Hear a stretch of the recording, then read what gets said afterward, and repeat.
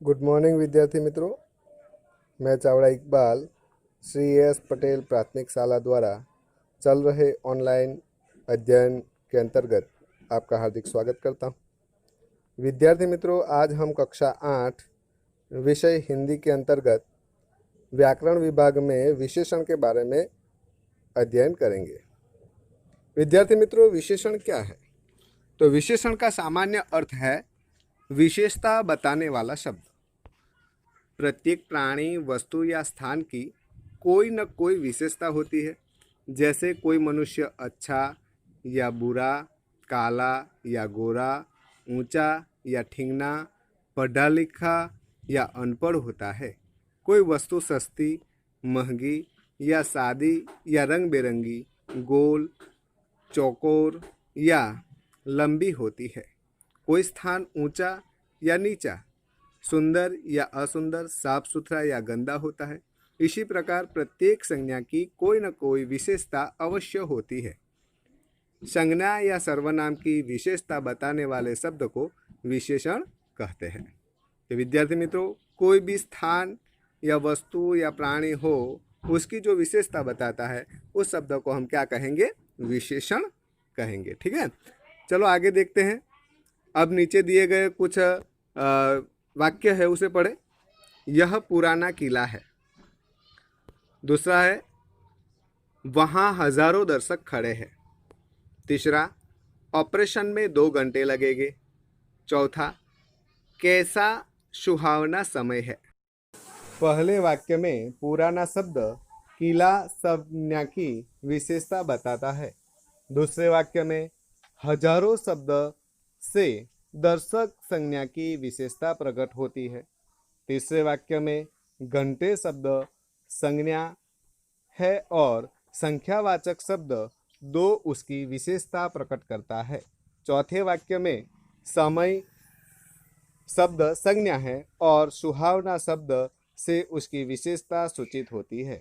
इस प्रकार विशेषण अपने से संबंध रखने वाली संज्ञा की विशेषता प्रकट करता है। विद्यार्थी मित्रों, विशेषण के कुछ प्रकार हैं। वो प्रकार निम्न तरह के हैं: गुणवाचक विशेषण, संख्यावाचक विशेषण, परिमाणवाचक विशेषण और सर्वनामिक विशेषण। विद्यार्थी मित्रों, जो संज्ञा या सर्वनाम की या वस्तु या प्राणी की गुणों की विशेषता प्रदर्शित करता है उसे गुणवाचक विशेषण कहेंगे। जैसे अच्छा लड़का, चतुर लड़का, ठीक है, चतुर मंत्री आदि जो शब्द है वो गुणवाचक विशेषण है। संख्यावाचक विशेषण, तो संख्यावाचक विशेषण हम उसे कहेंगे जो संज्ञा या सर्वनाम की विशेषता संज्ञा के संख्यावाचक शब्दों के रूप में दर्शाता है। जैसे 5 पांडव, आधी रोटी। ठीक है, संख्यावाचक संज्ञा में 2 विशेषण होते हैं, एक संख्या पूर्णवाचक संज्ञा और अपूर्णवाचक संज्ञा। जैसे 2.5 किलो गेहूँ, तो 2.5 शब्द अपूर्ण संख्या है, लेकिन 2 किलो गेहूँ तो पूर्णवाचक संज्ञा है। तो उसी तरह जो संख्या विशेषता बताती है उसे हम संख्यावाचक विशेषण कहते हैं।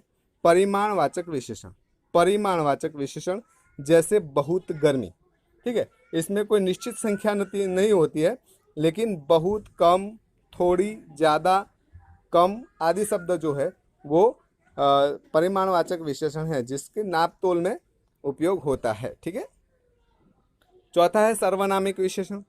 सर्वनामिक विशेषण जैसे यह लड़का, कोई बात, कौन व्यक्ति। जो विशेषण है, कुछ विशेषण जो विशेषण है वो सर्वनामिक विशेषण है। जो सर्वनाम ही क्या बताता है? सर्वनाम की विशेषता प्रदर्शित करता है, उसे सर्वनामिक विशेषण कहते हैं। कोई ऐसा सर्वनाम भी होता है जो किसी की विशेषता प्रदर्शित करता हो। विशेष, कुछ विशेषण विकारी होते हैं। लिंग और वचन के अनुसार इन शब्दों में विकार अर्थात परिवर्तन होता है। कुछ ऐसे शब्द होते हैं विद्यार्थी मित्रों, जो एक वचन हो तो उसका बहुवचन किया जाए तो विकारी शब्द से उसका परिवर्तन हो जाता है।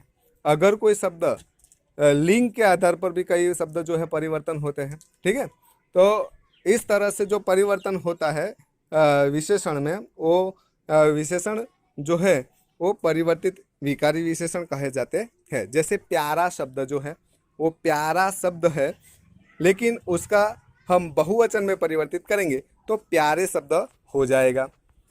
रंगीला शब्द है, ठीक है, रंगीला शब्द एक वचन के लिए, लेकिन बहुवचन रंगीले हो जाएगा तो उसमें परिवर्तन हो जाएगा। इसी तरह जो संज्ञा वचन है या फिर लिंग के आधार पर भी परिवर्तन होते हैं, ऐसे शब्द को क्या कहेंगे? विकारी विशेषण कहे जाते हैं। कुछ ऐसे विकारी विशेषण होते हैं जो संज्ञा, लिंग और वचन के आधार पर उसमें परिवर्तन थोड़ा कुछ होता रहता है। ठीक है, आगे देखें, विशेषण प्रायः संज्ञा या क्रिया से बनते हैं। विशेषण जो है वो प्रायः किससे बनते हैं? अक्षर, संज्ञा या क्रियाओं से बनते हैं। विशेषण बनाने के लिए किसी शब्द के पीछे प्रत्यय लगाए जाते हैं। ठीक है, प्रत्यय का माना क्या होता है विद्यार्थी मित्रों? प्रत्यय का माना ये है कि किसी शब्द के पीछे आकर कुछ नए शब्द का निर्माण करता है, उसे प्रत्यय कहते हैं। ठीक है, आगे हमने पढ़ लिया है। तो प्यार शब्द है, तो प्यार शब्द के पीछे आ प्रत्यय लगने से प्यारा शब्द हो जाएगा। कल्पना शब्द के पीछे इक लगने से काल्पनिक हो जाएगा। आत्मा शब्द के पीछे ई लगने से आत्मीय हो जाएगा। वे सारे शब्द जो है विशेषण है वो क्रियावाचक विशेषण है। ठीक है, वो क्रियाओं से बनते हैं, लेकिन उसके पीछे क्या लिखता है? प्रत्यय लगाने से बनते हैं। कभी कभी संज्ञा शब्द के साथ उपसर्ग मिलाकर भी विशेषण बनाए जाते हैं। जैसे लाइलाज, उसमें ला जो शब्द है, इलाज जो शब्द है, उस इलाज शब्द के आगे ला उपसर्ग लगाया जाता है और नए शब्द बनते हैं। जिसी तरह लापरवाह है, बेशरम है, ठीक है, बदनसीब है, आदि शब्दों को हम देख सकते हैं। आगे विद्यार्थी मित्रों देखिए कि विशेषण बनाने वाले कुछ प्रत्यय और उनके बने विशेषण भी नीचे दिए गए हैं। जैसे मैं PDF भेजूंगा, उसमें से आप देख लेना। जो आगे है प्रत्यय और प्रत्यय से बनने वाले विशेषण जो है वो आप देख लीजिएगा और अपने नोटबुक में नोट भी करना है। पीछे मैं आपको PDF भेजूंगा। मित्रों, यहाँ पर इस पेज पर आपको गृह कार्य करना है। जो स्वाध्याय दिया गया है वो स्वाध्याय आपको लिखना है और इसमें आपको विशेषण ढूंढकर उसके नीचे शिरोरेखा खींचनी है। जय हिंद, जय भारत।